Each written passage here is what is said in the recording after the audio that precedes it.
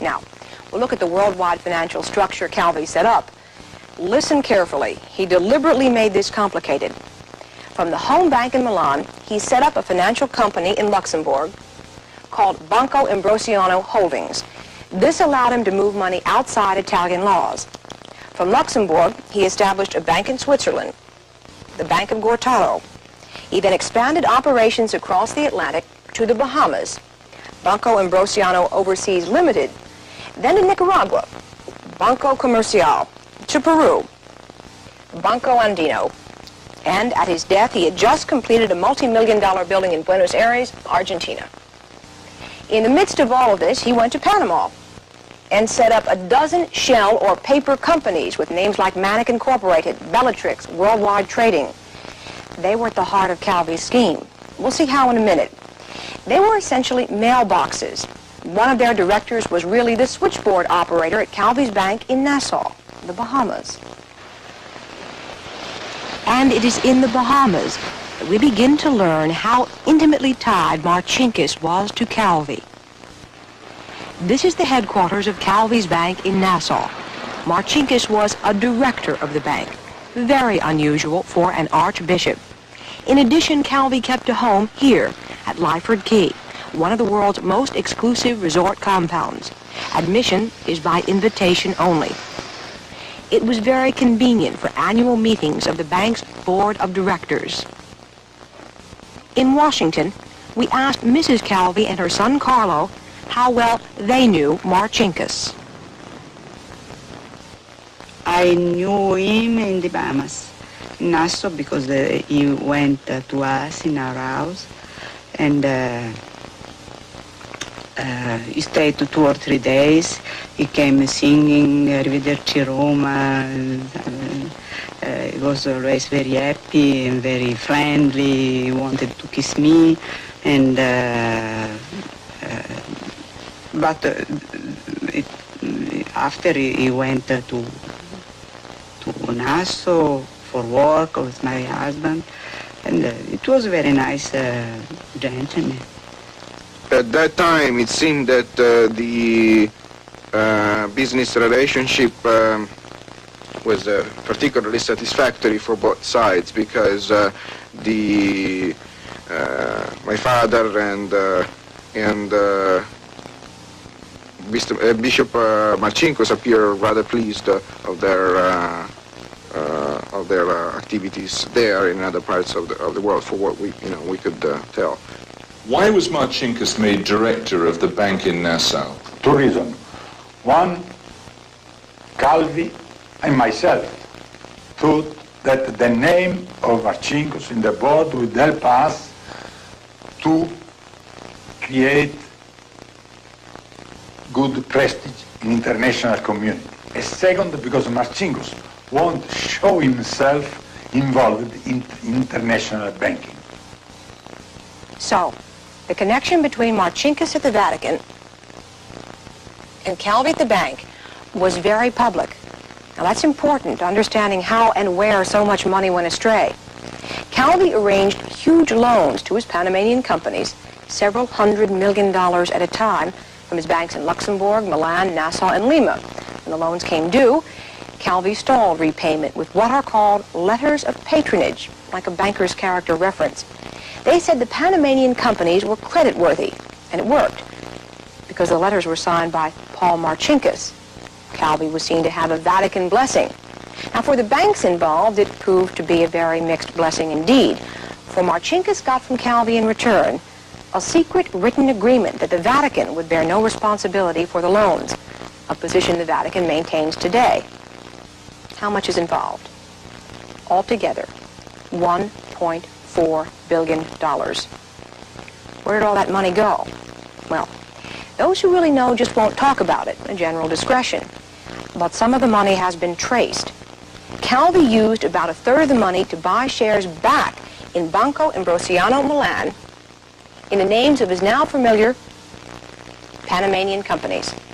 This was a gamble to gain him control of the bank as well as of management. Now we turn to look at a different sort of use for the money, political use, by 2 organizations which have historically been enemies, the Vatican and the Freemasons.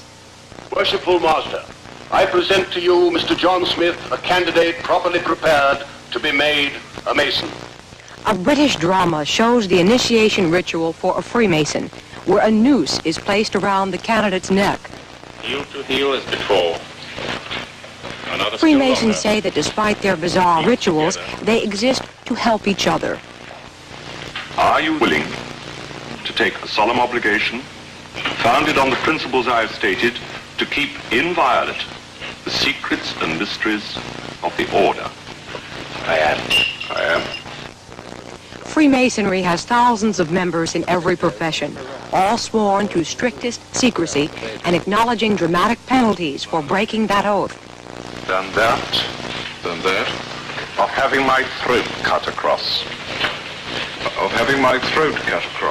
My tongue Usually, torn out. Freemasons are a respectable, civic-minded organization, but Calvi was a member of a very different sort. Last September 13th, Swiss police surrounded this branch of the Union Banque Suisse in Geneva. A man carrying a Chilean passport in the name of Luciano Gori showed up and tried to withdraw $60 million from numbered accounts. The police believe all the money had come from Banco Ambrosiano branches overseas. The man's real name is Licio Gelli, a former Italian fascist who had dodged arrest for 18 months. Gelli was also the Grand Master of an illegal, ultra-secret political society of Italian Freemasons.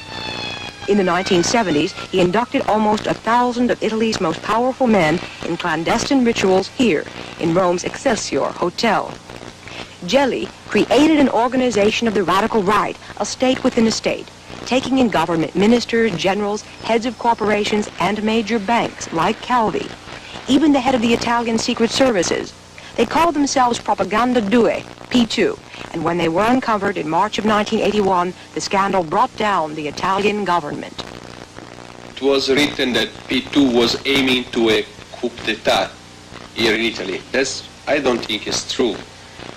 They already did the coup d'etat because the P2 members, or brothers, as they were used to be called, they occupied the most important ranks and places in the Italian administration. I mean, in the army, in the navy, in the secret services, in the state-owned oil and iron groups. I mean, in 2 or 3 banks, in the newspapers, in the magistrates. I mean, they didn't need any violent or bloody coup. They already got it in a very smooth and silent but effective way. That silent, effective influence was strengthened when Gelli persuaded Calvi to buy 40% of Italy's largest and most prestigious newspaper. With Corriere della Sera, Propaganda 2 had access to a very influential voice in the Italian media. But Italy was not a large enough political stage for the ambitions and influence of the men of P2. On the fashionable Via Condotti in Rome, on the 3rd floor, over some luxury shops, is an office registered to a South American bank based in Uruguay and also linked to P2. In Geneva, there's another very unlikely office for the bank on the 6th floor of this apartment building. The name of the man on the bank's mail drop provides another piece of the puzzle in linking Calvi, Gelli, P2, and South America. Umberto Ortolani is a fellow member of P2 with Calvi and Gelli. He is also a director of the Uruguayan Banco Financiero Sudamericano. Its headquarters are here on Matriz Square in Montevideo. In front of the bank is a column honoring Uruguayan Freemasonry. This house at 1538 Costa Rica Street in Montevideo is Ortolani's residence in Uruguay. 4 blocks away is a house belonging to Licio Gelli. The bank's records indicate that Calvi's Nassau operation became a partner of the Banco Financiero. Under Gelli's and Ortolani's guidance, Calvi invested heavily in extreme right-wing anti-communist newspapers in Uruguay and Argentina. Gelli's closest contact in South America was the Argentinian dictator Juan Perón. Witnesses say they have actually seen Perón kneel at Gelli's feet. Certainly, when Perón returned to Argentina from political exile in 1973, Gelli was among the honored guests. To Calvi, Gelli's contacts in South America were critical. He got for Ambrosiano some special authorization, special things. Not only that, but with his contact, he could put Ambrosiano in contact with the best establishment, the sound establishment, economical one in South America, not only political. But they were right-wing governments. Oh, normally were right-wing or so-called democratic South American style. Both Licio Gelli, who we now know was the head of P2, Yes. and Archbishop Marcinkus, the head of the Vatican Bank, supported what you and Calvi were trying to do in Latin America. Of course. Complete support? Complete support.